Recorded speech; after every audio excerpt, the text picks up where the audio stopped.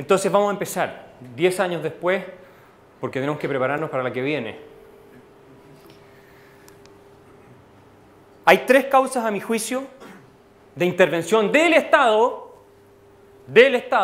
y se las voy a demostrar para que no crean que esto es algo ideológico, que generaron, en mi opinión, la crisis financiera del año 2008. La primera es la regulación.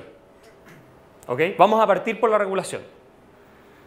Ustedes han oído hablar de que la desregulación causó la crisis financiera, ¿verdad?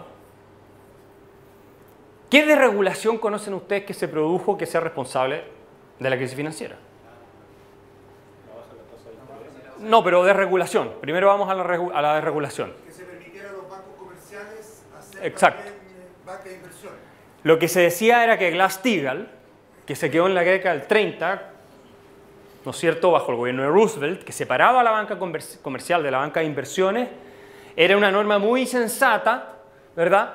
Porque obviamente no, es decir, impedía el contagio de todo el sistema en caso de que los créditos que se otorgaran salieran mal, etcétera, etcétera. Esa ley efectivamente bajo el gobierno de Clinton, del gobierno demócrata de Clinton, se modificó. Lo interesante, sin embargo, es que si ustedes analizan los principales bancos afectados por la crisis financiera del 2008, no hacían al mismo tiempo banca de inversiones y banca comercial. Estaban separados. ¿Se fijan? Pero sí hay una regulación que es mucho más importante a mi juicio en materia de explicar lo que pasó, que es lo que se conoce como la Community Reinvestment Act. Esta ley se crea el año 77 bajo el gobierno de Carter. Y al principio era una ley bastante blanda, ¿no es cierto?, y que tenía por objeto fomentar el otorgamiento de créditos a personas sin capacidad de pago, es decir, tradicionalmente excluidas de la posibilidad de acceder a un crédito hipotecario para comprarse una casa, ¿verdad? Entonces la ley de alguna manera era una regulación que incentivaba a los bancos a, en las comunidades donde estaban operando, cumplir con ciertos estándares que fueran incorporando a sectores de la población que tradicional, históricamente, no habían tenido acceso a los créditos. Pero la ley era bastante blanda en las sanciones, es decir, esta es una cosa que no se aplicó originalmente con dureza ni nada por el estilo. Pero la ley se fue modificando con el tiempo y se fue haciendo cada vez más dura. ¿Qué es lo que significó en términos de regulación esto? Y esto es muy importante entenderlo. Porque la inspiración original de esta ley fue fundamentalmente el otorgamiento de créditos, especialmente para minorías étnicas y minorías que no tenían históricamente acceso al crédito.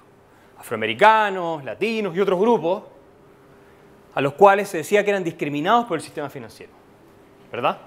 Entonces lo que empezó a ocurrir, y de hecho están los gráficos de cómo aumenta el otorgamiento de créditos a este tipo de grupos en Estados Unidos. Lo que empezó a ocurrir gradualmente y que se aceleró mucho en los 90, sobre todo a partir de los 90, hasta entonces más o menos se mantuvo tranquilo, fue que se redujeron sistemáticamente los estándares para otorgar créditos. Se redujeron sistemáticamente. Una de las cosas por las que el regulador norteamericano empezó a pelear, el regulador norteamericano, es, por ejemplo, la reducción del pie, el down payment, el pie que ustedes tienen que poner para una hipoteca.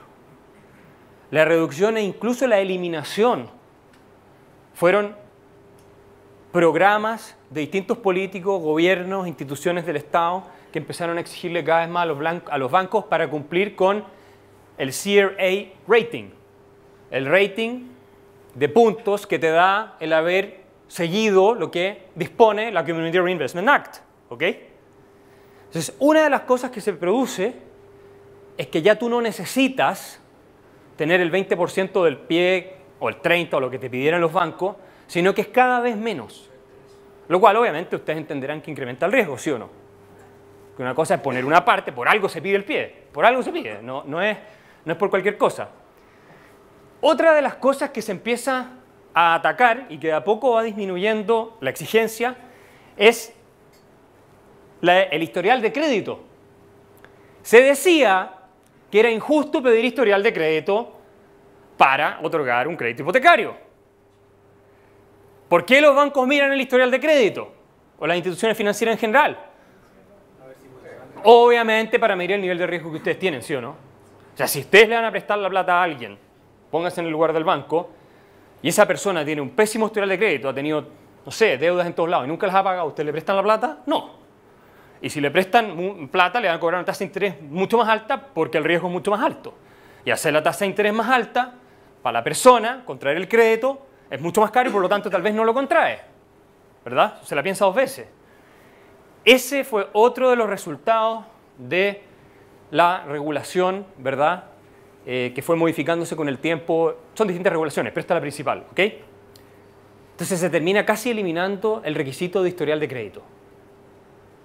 Lo cual es una locura, ustedes comprenderán. ¿Cuál era el argumento?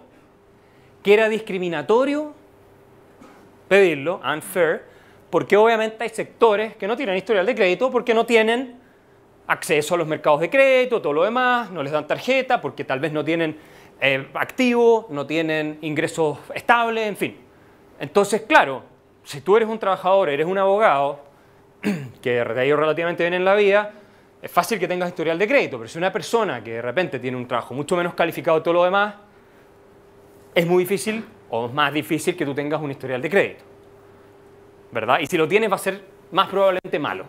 Entonces, con eso, ese es otro tema, para que vean ustedes cómo el camino al infierno está plagado de buenas intenciones.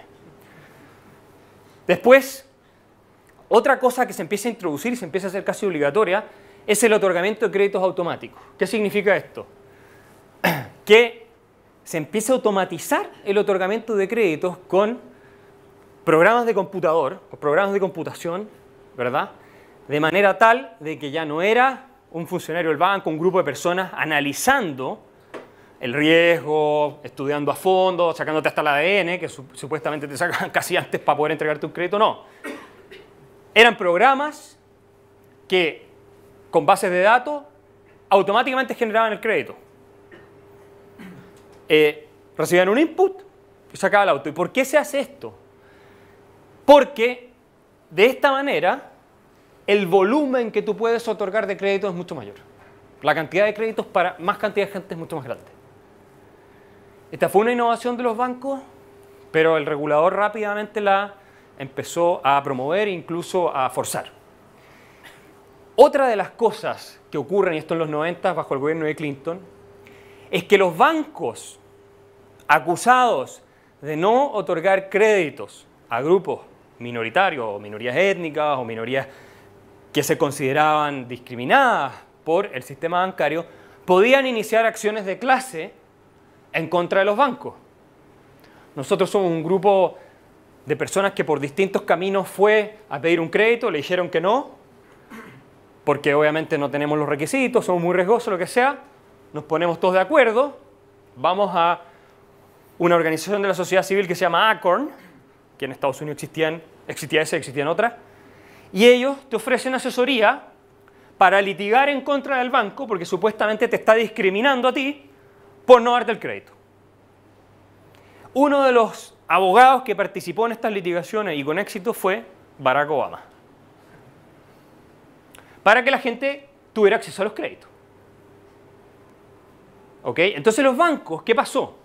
En muchos casos, que perdieron varias de estas acciones de clase, y que en general son indemnizaciones no despreciables, empezaron a tener terror de someterse a escándalos públicos. Por un lado, los medios de comunicación te crucifican, el banco de los racistas, el banco aquí, el banco allá, discriminador, y por otro lado, a las sanciones civiles, ¿verdad?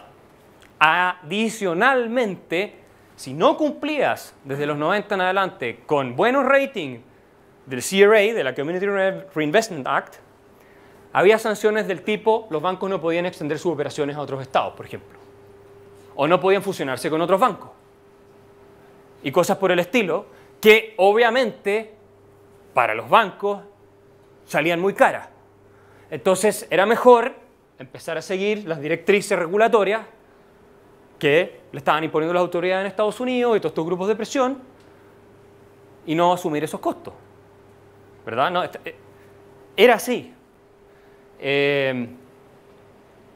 Entonces, todas estas regulaciones hechas en nombre de que se realizara el sueño americano, y Bush lo decía, esto es demócratas y republicanos, aquí no es, y Bush decía que todos tenían que tener derecho al sueño americano. El derecho social a la vivienda, diría Fernando Atria. Que habría estado seguramente de acuerdo con todas estas políticas, yo creo. Todas estas regulaciones lo que terminaron haciendo fue incentivar el otorgamiento de créditos a personas cada vez más riesgosas. Los famosos ninja, los famosos deudores ninja. ¿Qué significa ninja? No income, no job or asset, ¿no es cierto? Sin ingresos, sin trabajo, sin activos. Esto se contagió a todo el sistema, pues.